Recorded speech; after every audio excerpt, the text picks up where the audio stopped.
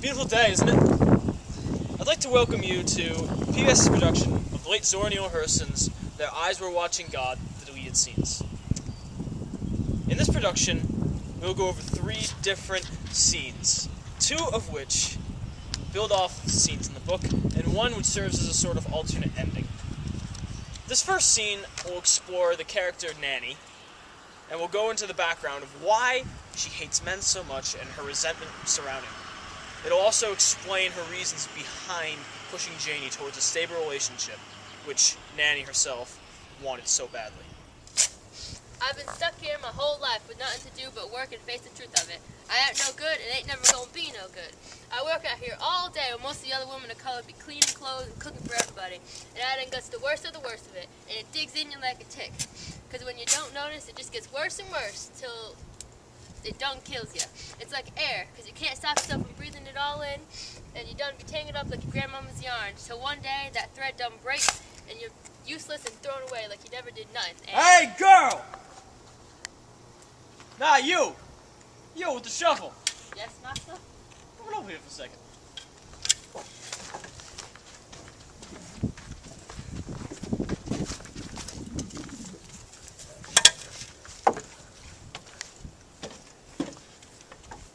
What's the man been having you doing?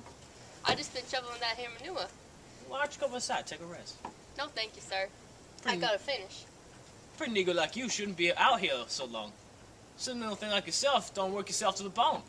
Why don't you come inside and have a rest? No, thank you, sir. Alright. I'm gonna come back for you later, though.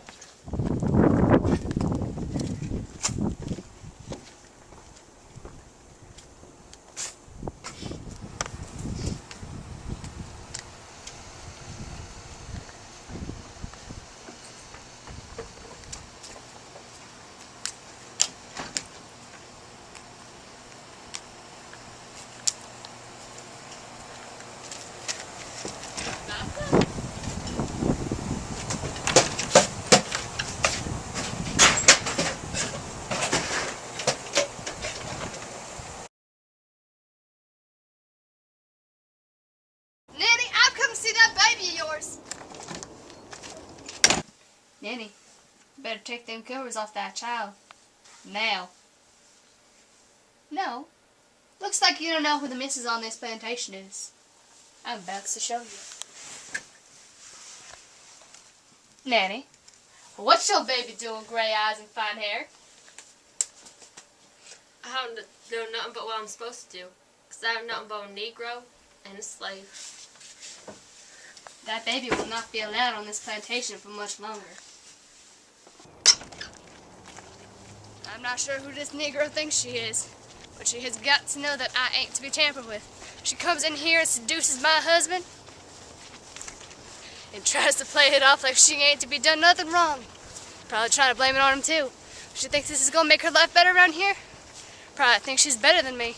Can walk all over me without my knowledge. Doll, you hungry? Get you out of here, baby child. Don't you worry.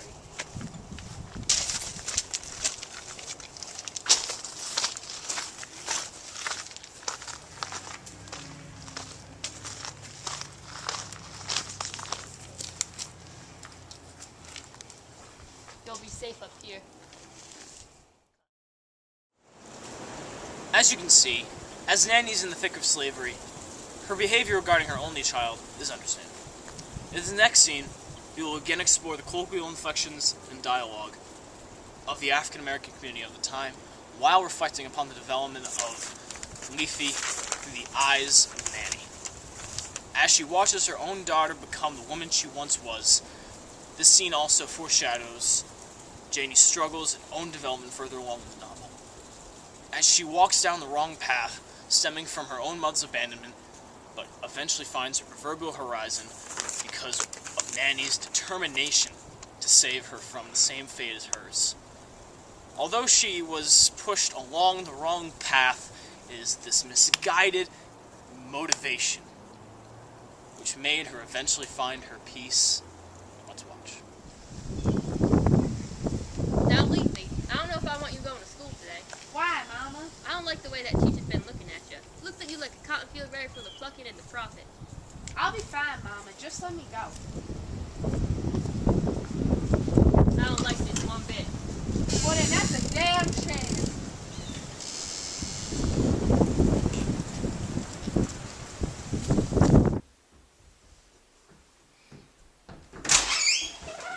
Mama!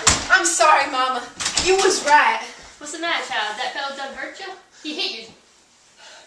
I'm so sorry, Mama. I should have listened to you. Child, now you're gonna end up just like your mama. Mama, I can't go back to her no more. I've been to Flywood, Mama. Leafy, that's just the way the world works. Ain't nothing but the mules of the world.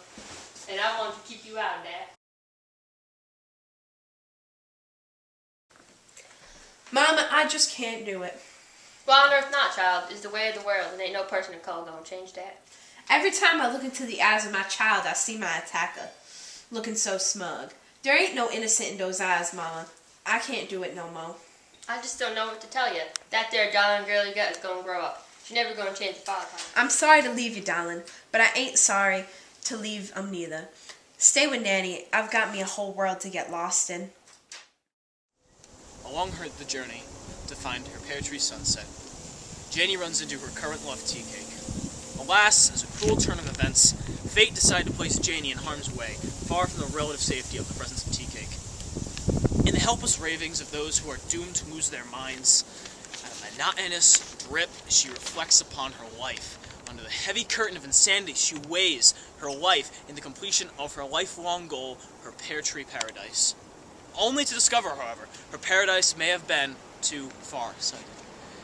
As she dreams, she reflects upon her two fears, losing Tea Cake and never reaching true nirvana.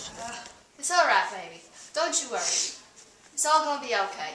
Hush your party mouth. But I sees it all. I sees it all now. I ain't meant to be here. No more. Not like this. This ain't my sunset. I have a pear tree to nurture. I have my flowers to blossom and my bees to spread their words on the wind. Hush, my darling. If I could take away those nightmare words away from you, I would. But you ain't right.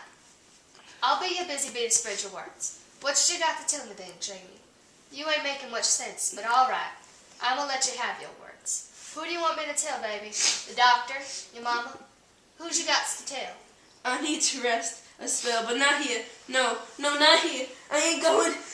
I ain't going down until my pear tree sunset is perfect. It needs to be a perfect. Golden dust and open flowers. I just can't. Would Nanny still love me? Love me if I had that? Jamie, you got some mean look in your eye. Don't you go anywhere on me now. I ain't got nobody but me. I was my own sunset chasing the sunset. I've been chasing myself. I done near walked away from me every time. I went to someone else. I was my own pear tree tea cake. I was my own ship ahead. Nanny, I was my own.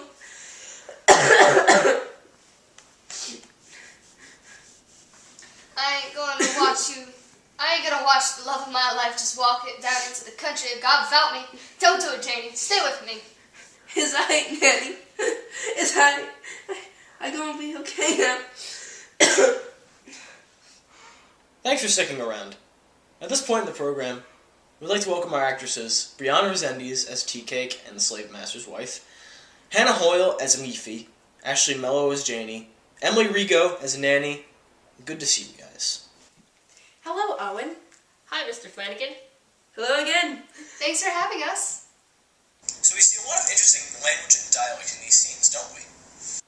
Yes, we did. What were some of the things you found intriguing or interesting about it?